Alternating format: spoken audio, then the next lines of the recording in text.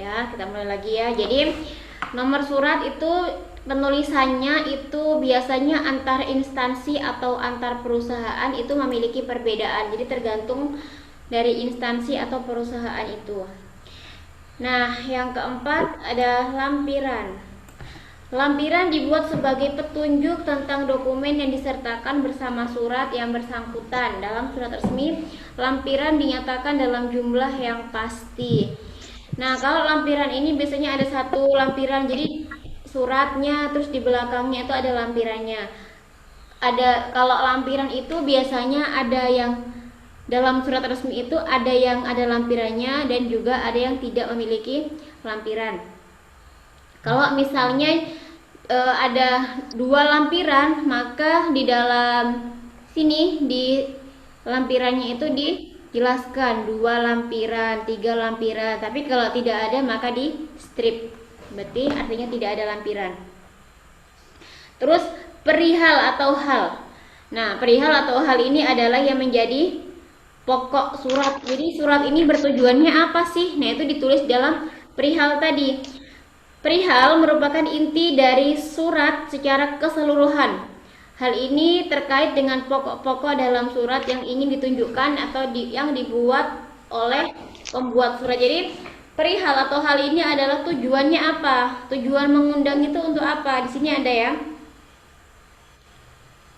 Sini yang di surat bagian kiri itu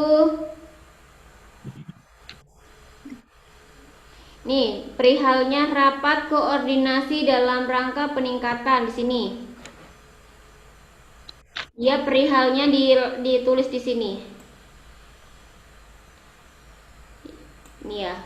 Perihal langsung di bagian sininya. Perihal rapat koordinasi dalam rangka peningkatan solidaritas dan kebersamaan dalam pelaksanaan. Kalau yang di surat bagian kanan perihalnya atau halnya, kalau di sini ditulis perihal, kalau di sini dia menulis lebih singkat hal, yaitu undangan membuka acara. Ya, jadi ada perbedaan dari kedua surat ini. Terus bagian yang keenam adalah alamat yang dituju. Biasanya berisi kepada. Jadi surat kita ini ditujukan kepada siapa? Nah, kepada. Bagian alamat surat ini berisi seperti jabatan seseorang, instansi atau alamat yang dituju. Nah, ini ya yang di bagian kiri. Di sini Ada loh. Wih, dilihat nggak ada motornya. ditugas gini ya. Wilayah Kementerian Agama Provinsi Nusa Tenggara Barat, dengan ini kami tugaskan kepada. Nah, ini kepada siapa, namanya jelas ya, namanya siapa, NIP-nya berapa, golongannya apa, jabatannya apa, satkernya apa, satuan kerjanya dari mana. Jadi satker itu satuan kerja, singkatan jadi satuan kerja. Jadi harus jelas kita menulis surat ini mau kita berikan kepada siapa, itu harus jelas. Jadi di sini yang di bagian kanan itu suratnya akan diberikan kepada Bapak Dr. Andes Haji Samsun. Nah, kalau yang di bagian kiri ini tugas suratnya ini akan diberikan kepada siapa yang di bagian kanan?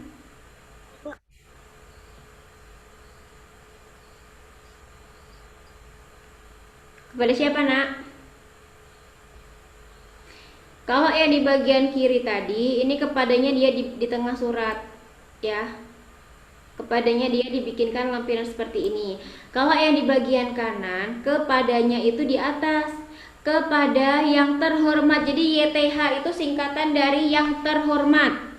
Kepada yang terhormat Dekan Fakultas Ilmu Pendidikan. Jadi di sini.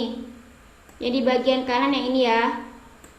Kalau yang di kiri itu tadi ada Dr. Andes Haji Samsun, yang di bagian kanan itu kepada Dekan Fakultas Ilmu Pendidikan. Nah, yang ngantuk coba sekarang saya mau tanya.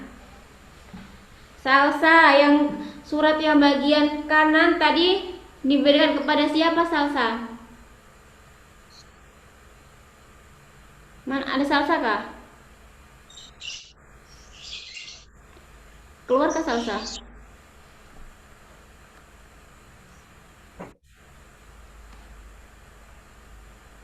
Gak ada, dia keluar.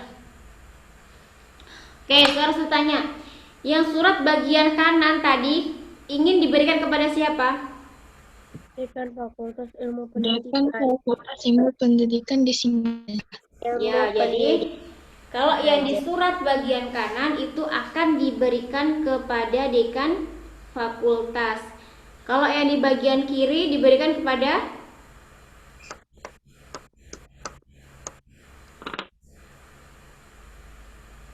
siapa?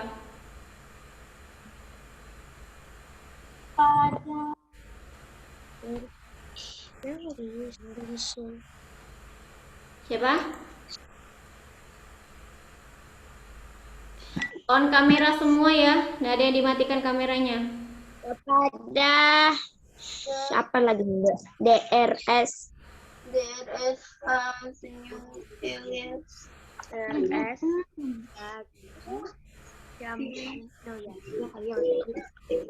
Diberikan kepada DRS Haji Samsun. Nah, itu adalah tujuan suratnya ingin diberikan kepada siapa. Terus bagian surat selanjutnya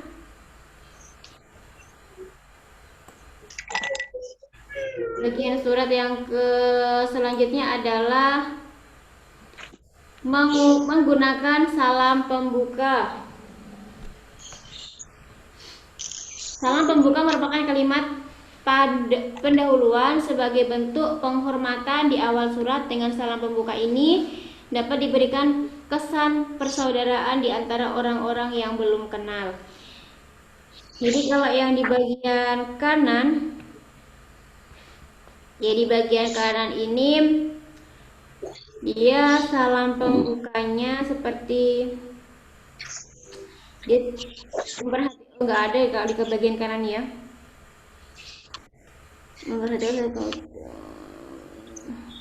Jadi bagian kanan tidak ada, kalau yang di bagian kiri tidak ada, yang di bagian kanan ada salam hormat. Dengan hormat ini adalah salam pembukanya.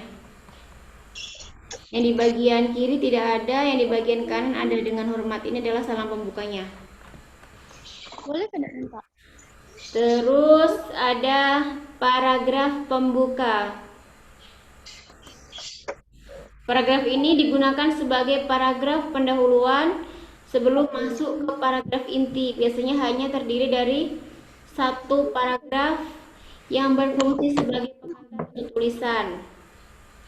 Nah, contohnya ya di bagian kanan itu dengan salam pembukanya ini ya, paragraf pembuka.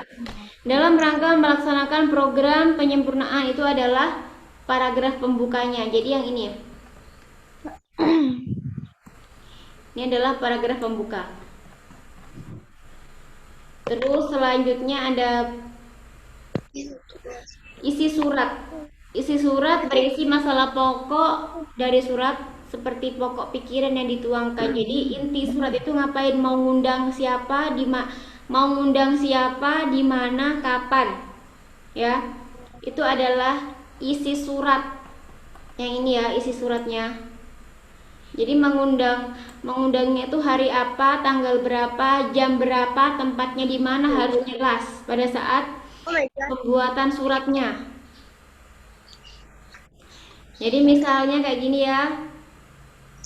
Hari tanggal Sabtu 17 September 2011 pukul 09.00 WITA, tempat ruang serbaguna. Jadi jangan sampai mengirim surat itu akhirnya yang dikirim bingung, cuma dikasih hari, misalnya hari Senin tanggal 25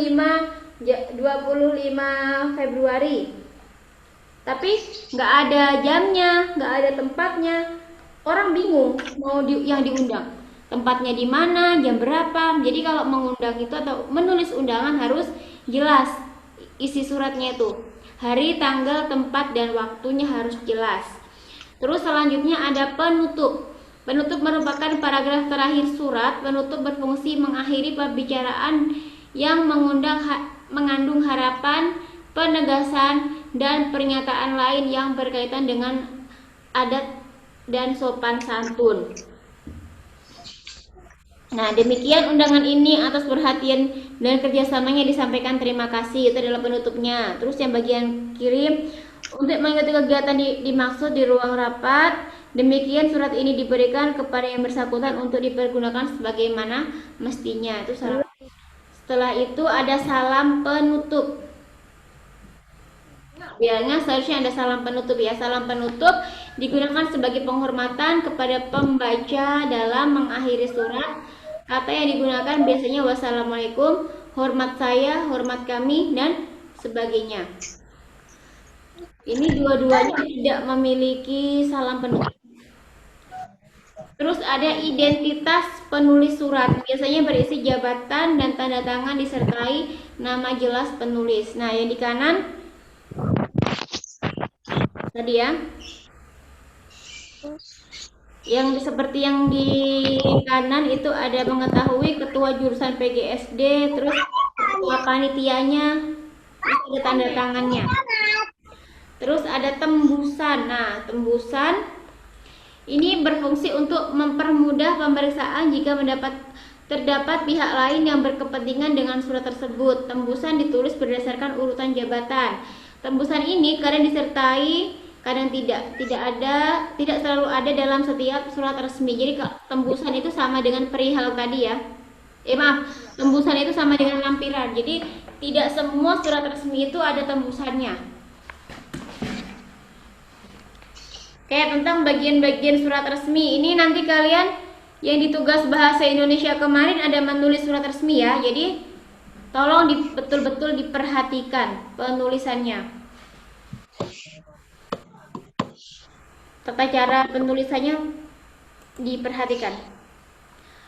Ada yang ingin tanyakan enggak dari surat resmi ini? Tidak. Oke, selanjutnya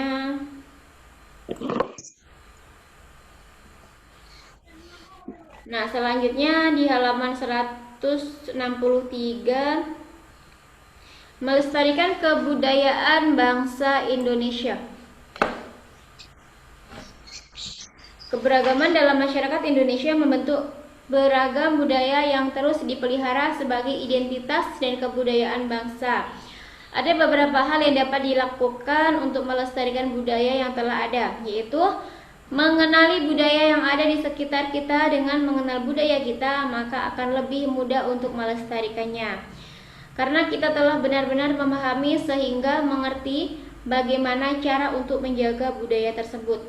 Dalam hal ini ada beberapa macam cara yang dapat kita lakukan untuk mengenali budaya kita. Nah, di sini ada tiga.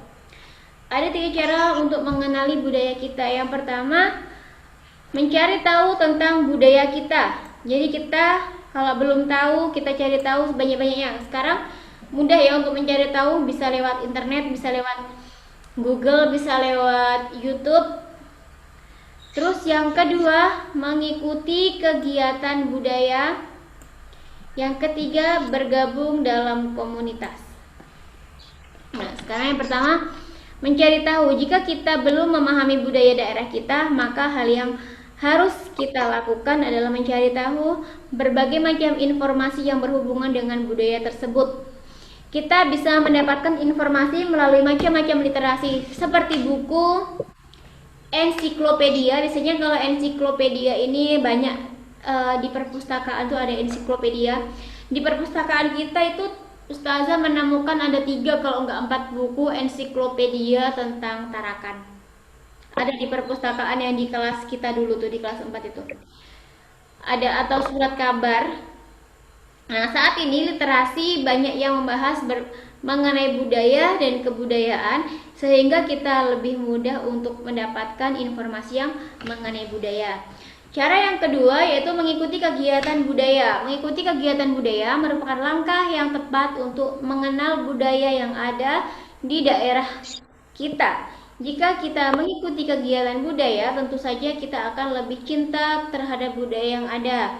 Dalam mengikuti kegiatan budaya, sebaiknya kita terlibat langsung dalam sebuah pertunjukan. Jika hanya mengikuti kegiatan budaya sebatas sebagai penonton atau peserta saja, kita tidak akan mendapatkan pengalaman yang mengesankan. Misalnya saja kita ingin mengikuti kegiatan budaya di Banyumas, seperti pentas kentongan, maka akan lebih baik jika kita menjadi pemain kentongan tersebut.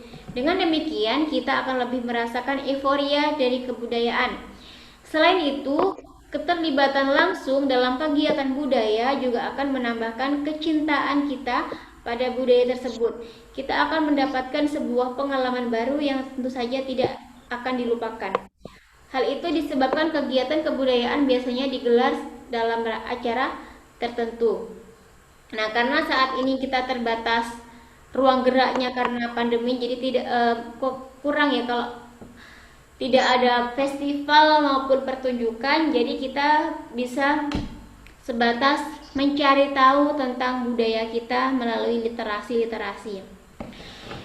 Cara yang ketiga dengan cara bergabung dalam komunitas. Nah, biasanya kalau bergabung dalam komunitas itu lebih banyak dilakukan pada saat kalian sudah SMP, SMA, atau pada saat kalian masuk ke perguruan tinggi. Itu akan banyak sekali komunitas-komunitas budaya. Cara lain jika ingin mengenal budaya Indonesia dan budaya daerah yang kita khususnya adalah dengan bergabung dengan komunitas budaya yang ada di daerah. Kita bisa lebih dalam mengenal budaya. Dalam sebuah komunitas akan ada beberapa tokoh kebudayaan yang sering berkunjung untuk menambah pengetahuan atau bertukar pikiran dengan kita dan anggota komunitas lain tentang budaya. Untuk mempererat tali persaudaraan dan kelompok dalam melestarikan budaya, sebuah komunitas biasanya akan membuat sebuah acara yang bertemakan budaya. Ini merupakan hal yang sangat menguntungkan kita sebab kita bisa mempelajari bagaimana budaya kita dari acara tersebut. Nah, itu tadi ya, ada 3 cara yang kita lakukan untuk mengenal budaya. Yang pertama ada mencari tahu tentang budaya kita, yang kedua mengikuti kegiatan kebudayaan, dan yang ketiga mengikuti komunitas. Oke, kita lanjut yang selanjutnya.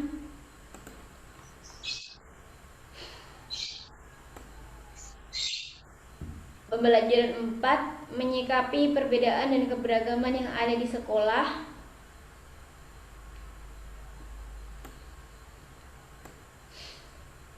Nah, pasti kalau di sekolah itu juga akan ada banyak sekali keberagaman.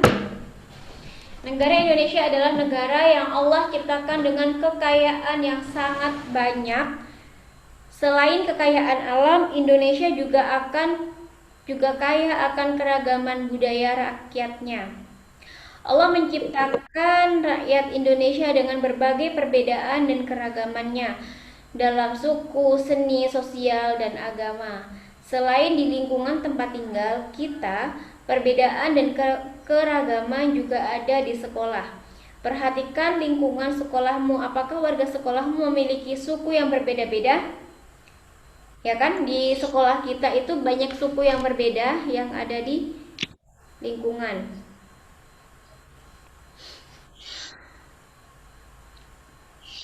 Jadi perbedaan keberagaman dalam suku, seni, sosial, dan agama. Kalau di lingkungan sekolah kita tidak ada yang beda agama ya, semuanya satu agama, Muslim semua ya. Selain di lingkungan tempat tinggal, perbedaan dan keragaman juga ada di sekolah. Perhatikan lingkungan sekolahmu. Apakah warga sekolah memiliki suku yang berbeda-beda?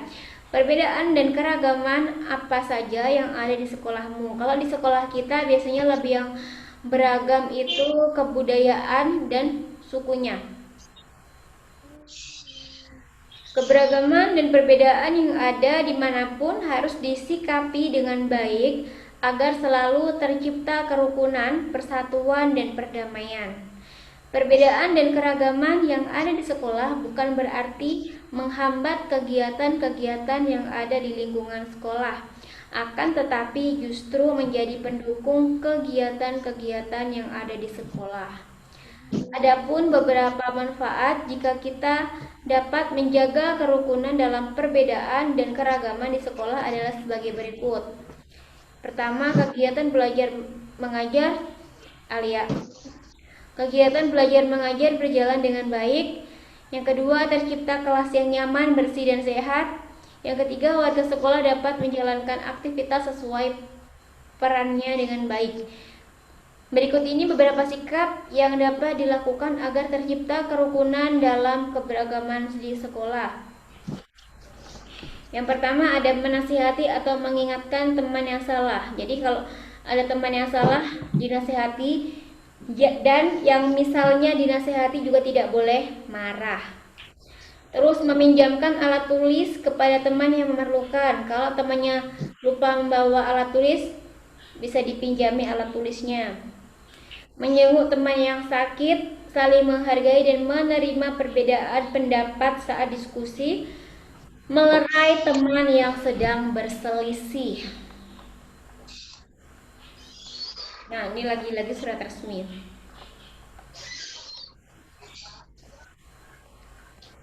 Ya. Dalam memahami surat resmi, kita perlu mengetahui ciri-ciri surat resmi. Nah, ciri-cirinya ada 3. Bisa dicatat ya di buku untuk biar tidak hilang. Ciri-ciri surat resmi yang pertama, menggunakan bahasa yang baku. Ciri-ciri yang kedua,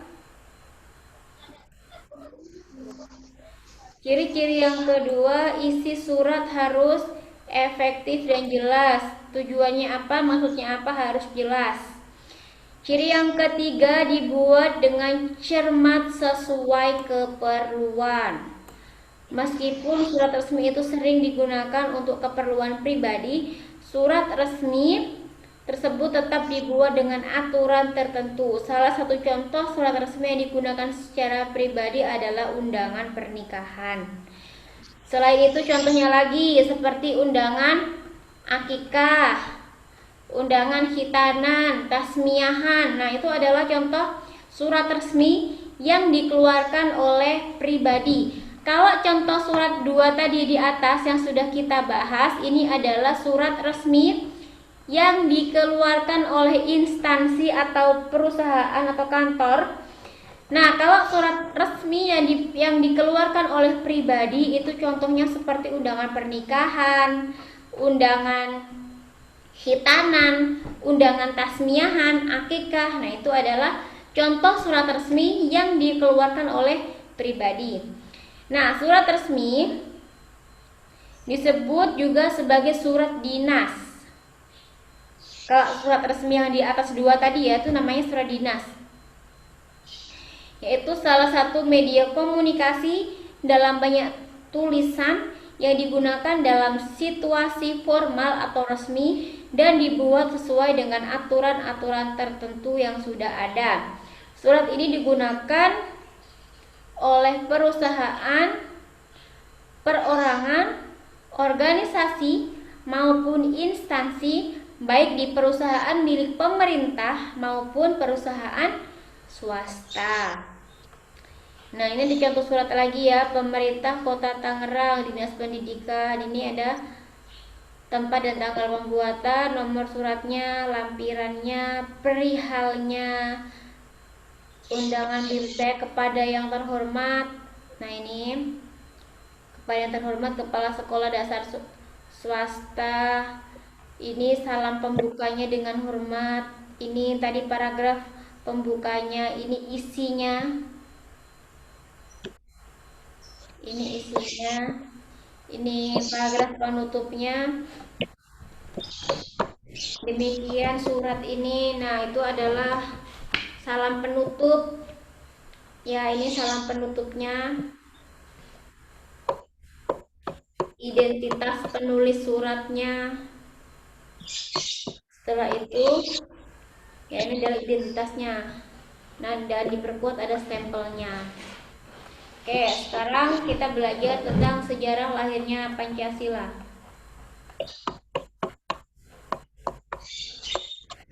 Sejarah lahirnya Pancasila. Nah, masih ingatkah kalian pada materi sebelumnya bahwa Jepang kalah pada perang Pasifik melawan sekutu?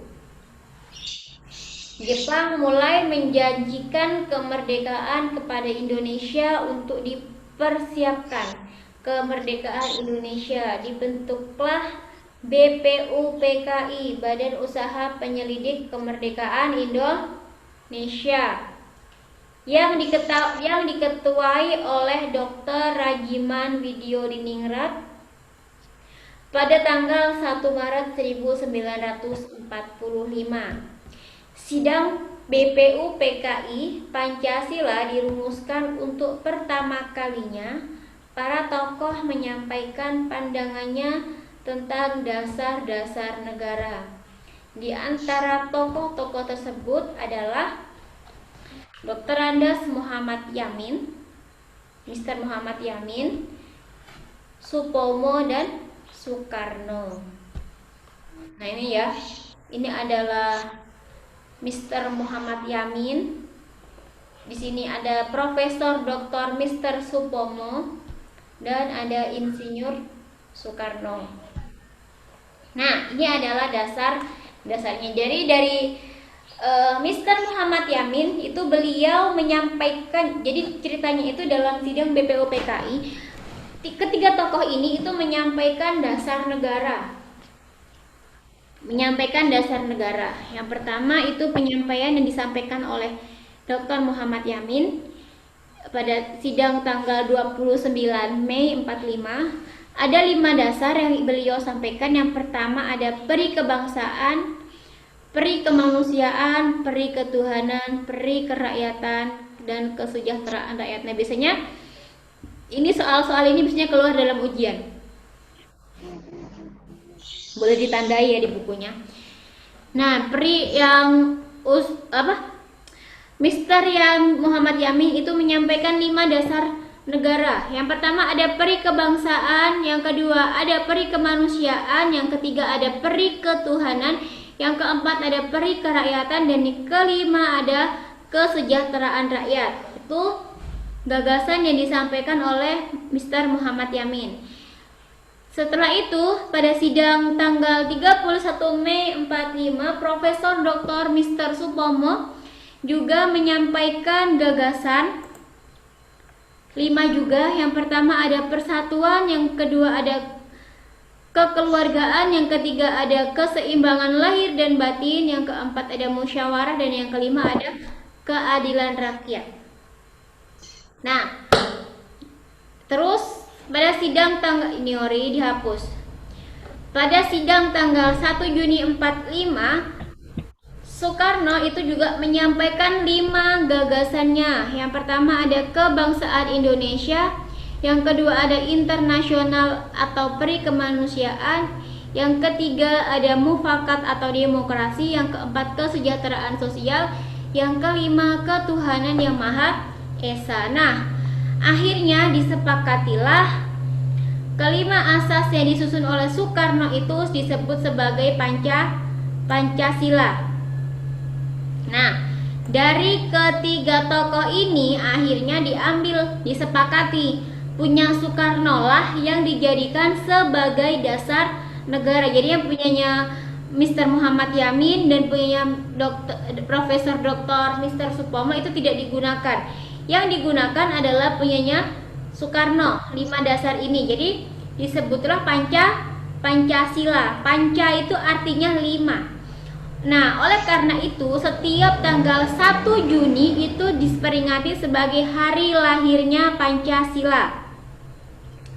Pada tanggal 22 Juni 1945, Panitia 9 mengadakan rapat yang menghasilkan rumusan dasar negara yang tercantum dalam Piagam Jakarta atau Jakarta Charter. Piagam Jakarta. Pada sidang PPKI pertama, Pancasila disahkan sebagai dasar negara. Jadi disusunnya itu pada disusunnya itu pada saat sidang BPUPKI, setelah itu disahkannya itu pada saat sidang PPKI. Pancasila disahkan sebagai dasar negara. Bunyi Pancasila hasil Piagam Jakarta adalah sebagai berikut. Nah, ini 1. Ketuhanan yang Maha Esa dengan kewajiban menjalankan syariat Islam bagi pemeluk-pemeluknya. 2. Kemanusiaan yang adil dan beradab. 3. Persatuan Indonesia. 4. Kerakyatan yang dipimpin oleh hikmat kebijaksanaan dalam permusyawaratan perwakilan. 5. Keadilan sosial bagi seluruh rakyat Indonesia. Nah, ini adalah bunyi Pancasila pada Piagam Jakarta. Nah, akan tetapi kan di Indonesia itu banyak agama, bukan hanya Islam saja. Pada tanggal sidang 18 Agustus, kalimat sila pertama itu dihapuskan, ada yang dihapus. Jadi di sini ada ketuhanan yang Maha Esa dengan kewajiban menjalankan syariat Islam bagi pemeluk-pemeluknya, itu dihapus menjadi sampai pada ketuhanan yang Maha Esa titik. Terus dengan kewajiban menjalankan syariat Islam bagi pemeluk-pemeluknya itu dihapuskan, karena di Indonesia agamanya bukan hanya Islam saja, banyak agama-agama lain, ada Hindu, Buddha, Nasrani, Konghucu, Kristen dan sebagainya. Akhirnya disahkanlah Pancasila seperti yang sekarang. Jadi 1. Ketuhanan yang Maha Esa. 2. Kemanusiaan yang adil dan beradab. 3. Persatuan Indonesia. 4. Kerakyatan yang dipimpin oleh hikmat kebijaksanaan dalam permusyawaratan perwakilan. 5. Keadilan sosial bagi seluruh rakyat Indonesia. Nah, hal ini terjadi karena adanya desakan dari Indonesia Timur. Akhirnya sila pertama hanya berbunyi ketuhanan yang Maha Esa. Jadi ada pro dan kontra yang setelah disepakati di Piagam Jakarta tadi, akhirnya diubah yang sila pertamanya. Oke. Ukhrawi kita pada hari ini adalah Pancasila sebagai dasar negara merupakan kepribadian dan pandangan hidup bangsa Indonesia. Nilai luhur yang terkandung di dalamnya harus dipahami dan diamalkan oleh setiap warga negara Indonesia. Pancasila berfungsi sebagai perekat masyarakat Indonesia yang terdiri atas berbagai agama, suku, budaya, dan suku bangsa. Dengan menjalankan ajaran agama masing-masing dan mengembangkan budaya daerah setempat, kita akan dapat membangun Indonesia dengan maju. Oleh karena itu, mari kita pelajari ajaran agama kita dan budaya daerah kita agar kita dapat maju bersama-sama. Rawinya adalah Allah berfirman dalam surah Ali Imran ayat 103 yang berbunyi, berpegang teguhlah kamu semua pada tali, yaitu tali Allah, atau ya dimaksud tali Allah di sini adalah agama Allah. Dan janganlah kamu bercerai-berai. Allah memerintahkan kita untuk berpegang teguh kepada agama, yaitu Islam. Janganlah kita bercerai-berai seperti zaman jahiliyah, yaitu hidup berkelompok-kelompok, saling bermusuhan antar kelompok dan lebih mengutamakan kepentingan kelompok masing-masing. Nah, Pancasila dirumuskan oleh para pendahulu kita dalam upaya menjaga persatuan bangsa yang terdiri dari bineka ragam agama, suku, budaya, adat istiadat. Nah, sekarang ayo laksanakan ajaran agama, laksanakan pula nilai-nilai Pancasila, tidak ada pertentangan di antara keduanya. Penugasan kita hari ini adalah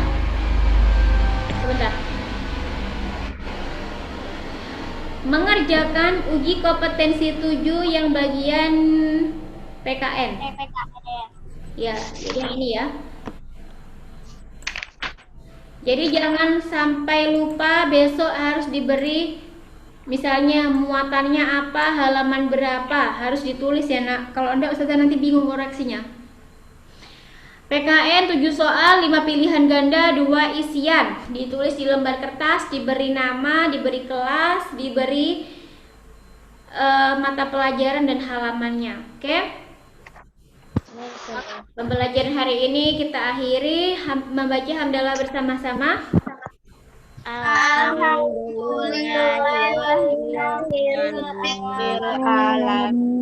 Ada yang ingin ditanyakan? Tidak. Tidak ada. Kalau tidak ada, Ustazah akhiri. Ada kurang lebihnya mohon maaf. Segera dikerjakan. Besok mengumpulkan tugas. Ustazah tidak mau ada yang kayak kemarin-kemarin tugasnya ada yang nggak lengkap, tugasnya ada yang ketinggalan, ada yang belum selesai. Jadi diusahakan untuk diselesaikan semuanya. Baca istighfar 3 kali. Astaghfirullahaladzim. Astaghfirullahaladzim. Astaghfirullahaladzim. Doa penutup majelis. Subhanakallahumma wa bihamdika asyhadu an la ilaha illa anta astaghfiruka wa atubu ilaik. Oke, ada kurang lebihnya mohon maaf. Wassalamualaikum warahmatullahi wabarakatuh.